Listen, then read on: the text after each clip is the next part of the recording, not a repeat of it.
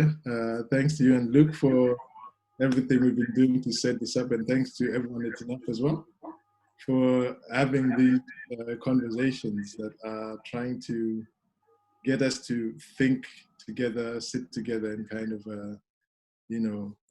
spend some quality time. I have a bit of a challenge because, as my wife says, I talk quite a bit. So I'm going to say a lot of stuff. I want to get so much in. I took a lot out, but I'm going to be quick and clear, hopefully. And yeah, I'm looking forward to everybody joining in the conversation later. And on the favorite animals, it seems the elephants are winning. Let's see how that goes. So welcome to Kuwanda Huuya. I'm just going to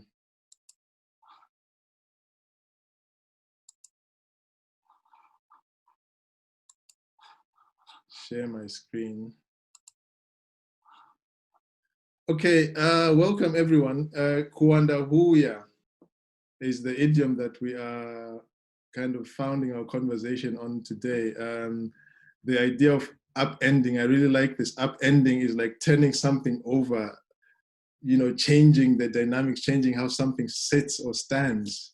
So I hope that we can get to do a bit of that today. So I'll start here with, this is a photo of my brothers and I.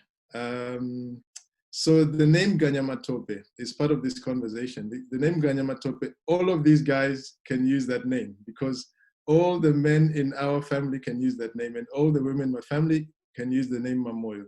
So by using that name, Kuwanda Huuya is being expressed through me using a collective name rather than my own personal name of Tawona. So when I use the name Ganyamatope, I'm referring to the idea that everything that I'm doing is related to what other people have shared with me. So any one of these guys can use this name, Ganyamatope. Ganyamatope, it's related to the lifestyle of my ancestors, which is called pasichigare, which has two main ingredients to it. One is a respect of nature, because we are part of nature's family. We are not, supreme beings where nature is in the backdrop for us to do whatever we feel. So that's the first understanding. And the next understanding is about learning and humility. So we start here at this point, acknowledging that. And it's interesting to me, if you think about the presumption by the human species that we are the superior species. If you think about a zebra, my mom's family symbol is the zebra. A zebra at birth, within maybe 15 minutes or so, it can stand. And within the hour or so, it can start walking and running. And it takes us, as you know, it will take us about a year or just over a year to start doing all those things. So it's something interesting just to throw in there and say that also this lifestyle is not as common in my home country as it used to be before. So I need to just highlight that there's a few people who kind of find this important to them and they follow it, and my family being one of those. So we'll move on to how is that manifested for me in my own life, living outside the culture I was born in. So in Glasgow, together with my wife and my brother, we started this idea of coming together with other people who are creative. And this collective known as Seeds of Thought is a space where we share our talents together in a space where everybody is welcome. And by all means, we try to be on the same level with each other. And this space has allowed us a lot of growth. It has allowed us to learn so much from other people. And we feel like, it's like being the never complete sculpture that is always being chipped away by different artists. And like this conversation tonight is one of those experiences too. So that's Seeds of Thought. Most of you will be familiar with this logo. So Kuwanda Huuya, it's not a straightforward thing. There's some work required here. So this is how people would have a meal in Zimbabwe. Some people still do this. Mostly in the rural setting, you have a meal in this form where everyone is eating from the same place. So these are some of the basic life practices that allow us to maintain that sense of connection. We all want nourishment. but we are also aware that other people are eating from the same plate, and not other people only, but other beings. So we're aware of other people also sharing the same plate, and we're also aware that some might need our help, like the little hand in the corner there. So this is a painting that, an artwork that I did. Most of you will know that I'm not a visual artist, but yeah, it's good to have a go at things. And my wife really helped me, Tanim, to kind of work on this image. A few years ago, I did this image. Here we go. This is wedding time. When Tanim and I got married, we arrived in Zimbabwe, and Kuwanda Huuya was performed in the most spectacular way. We arrived at the airport, and basically, as soon as we left the baggage claim and all that, about 18 women from my family turned up with pieces of fabric that they laid on the floor for Tanim to walk on through that airport. And then when she reached the exit, they lifted her into the car that was taking us home. So it was a beautiful time, with a wonderful time. And I'm just showing a picture of this is the home I grew up in, my parents' home in Zimbabwe. A beautiful home, I have to say. But I want you to notice at the back, you'll see there's a wall there. And there's a reason I am showing you this picture. So these are the Mamoyo, as I'm saying, Ganyamatope for me. These are all the Mamoyo and other ladies of the family. So as beautiful and as happy as my home was in the city, it was not kanyé. So kanyé, most of you will be aware of this Kanye West. He's got a very powerful name, this guy. I don't know if he actually knows. This name in my dad's language, Kanye, it means home as an idea rather than home as a physical place, so home. And for most of us in Zimbabwe, Kanye would be the place where your grandparents, great-grandparents lived, because when someone is born, the umbilical cord is put in the ground in the homestead. So where your umbilical cord, the kuvute, stays would be Kanye for us. So here is the way that my grandparents would have lived their lives. Openness, there are no fences anywhere, and they're living a bit closer to some of the ideas of Pashiga and trying to do the best they can for that. So, for example, I remember the first time I visited on my dad's side, and the sharing of the feast that was there. Grandparents very happy that you've come, you visited them, but the sharing of the food, it was not shared within the home compound only, it was shared with the whole community. And that was an amazing thing, because by fenced life, our fenced life in Harare, and eating, within our own family. But here, this was an amazing thing to see as a young person. So already you're starting to get an idea that, wow, life can be different. At the same time, on my mom's side, I remember my grandmother would take me fishing or something like that. And as you walk, she's at one with the land. She's telling you about the landscape, the poetry of the land. So all these things start kind of filtering into your mind as a young person. So I've done my best to kind of give some basics of what Paschigare and this Kuwanda Huuya idea is, or could be, or how it's interpreted in my family. So Totangira Papi, where do we start in trying to answer some of the questions we're looking at today? So, well, we're looking at,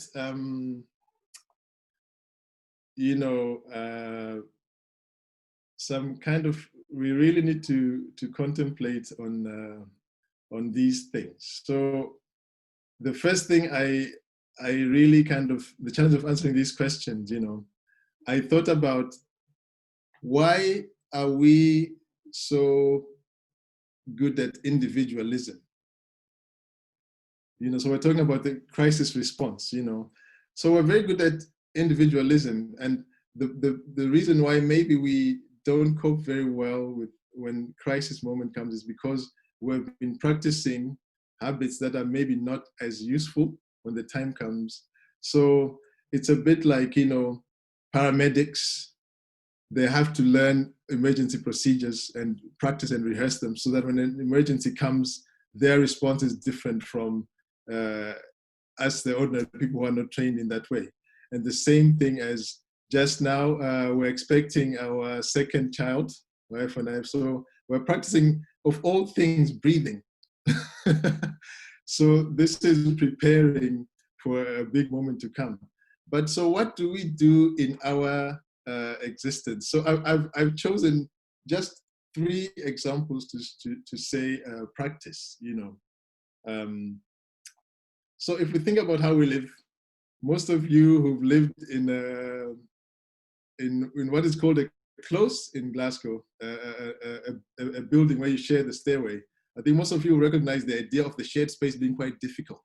Who sweeps the stairway? You know, you sweep it and you wait for a neighbor to take their turn, but maybe they don't, and you find yourself becoming the unofficial cleaner of the stairway for the whole block, or you need a factor involved and all that. So sharing of the common space is kind of a difficult thing. And what do we do after that? We're trying to get to work wherever we're going. We're getting on the train, but sometimes we're trying to get on before people who are on the train have actually left the train, or when we get on the train, we're putting our bags on the seat next to us when other people don't have somewhere to sit, or even our feet, that kind of thing. And we know as well that, you know, in the job scenario, a lot of us will be familiar with a job interview where you're asked to say how good you are as part of a team, but at the same time, you must also sell yourself as the individual who outshines the whole team. So those contradictions we live with all the time. So yeah, and at the moment, I would like to bring up a bit of a practice that I've been noticing as someone who's really interested in words as a poet. We've been using what I'm calling sickening language. I don't mean sickening as in a sickening. I just mean it's making us sick. So we're using terms like lockdown, social distancing, isolating, and we even had panic buying at some point. But we're also passing around a lot of outrage. These are words, terms that seem to be really describing our current life. So these are things we're practicing. So we are already, what you practice is what your instincts go to. So perhaps it was not that surprising that maybe, you know, we could have coped a bit better. I'm not quite sure. And as well, I think the term crisis as well could be reflected in a different way, depending on what your day-to-day life is. It depends what the crisis is. So it's relative as well. So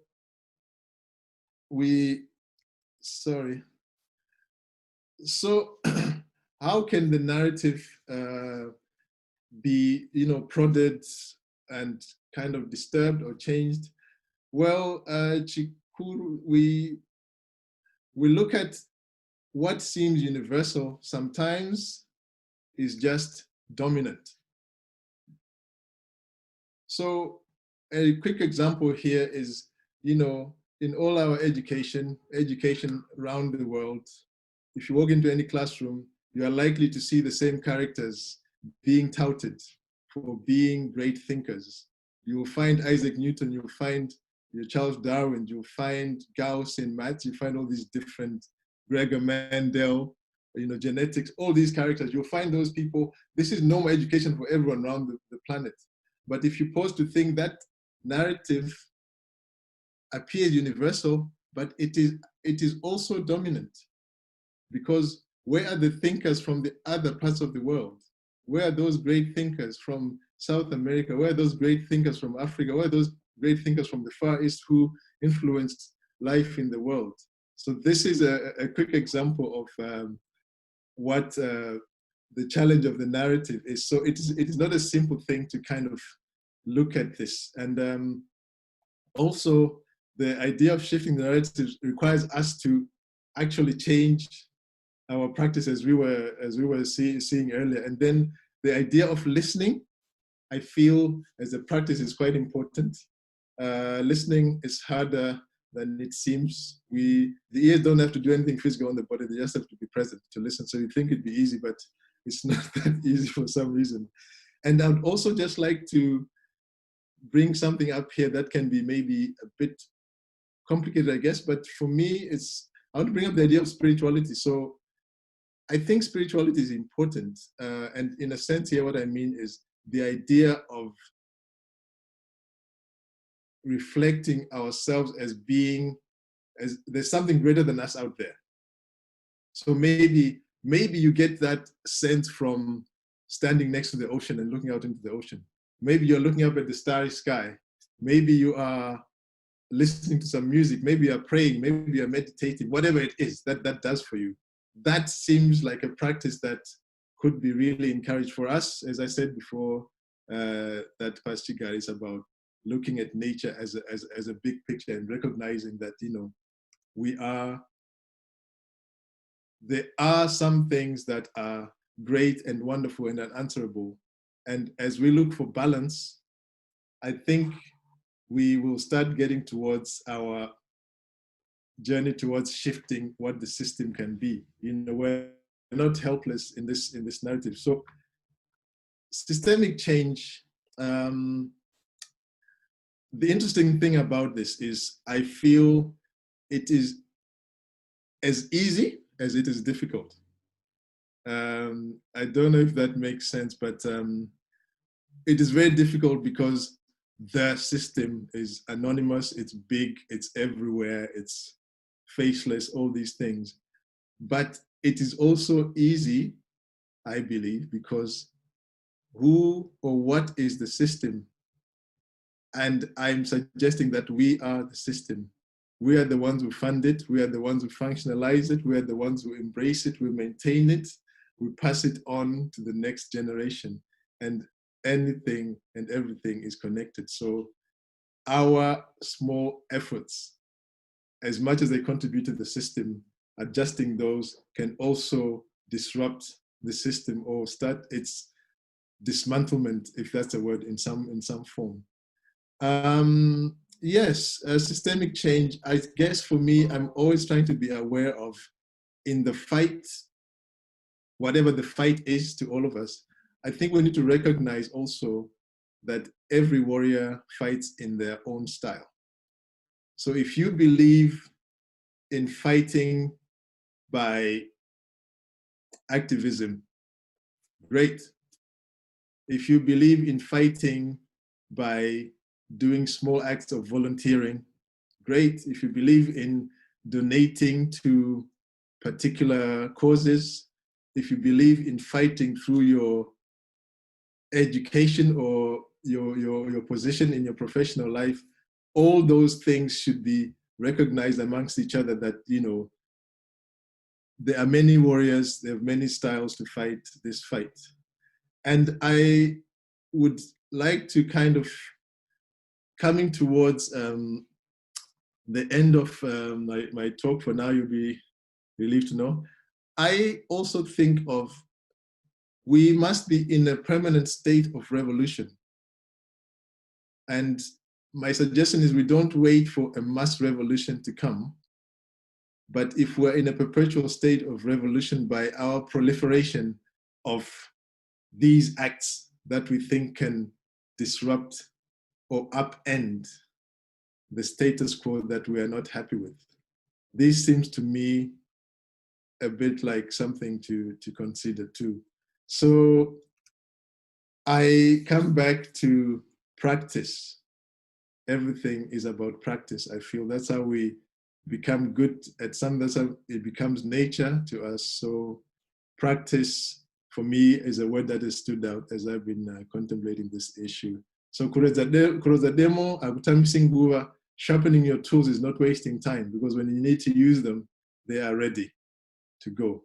So this is a picture of my wife and I visiting some friends, Scottish friends of ours, who actually came to our wedding in Zimbabwe. So Kuwanda Huuya, we're living in Scotland, but we've met people here who've become family. And so we managed to visit them out there, but that's not why I've put that slide there. Only I want you to zoom in and look at that message. These issues seem big and burdensome at times, but whilst we're doing it all, I think this whole graffiti says it very well.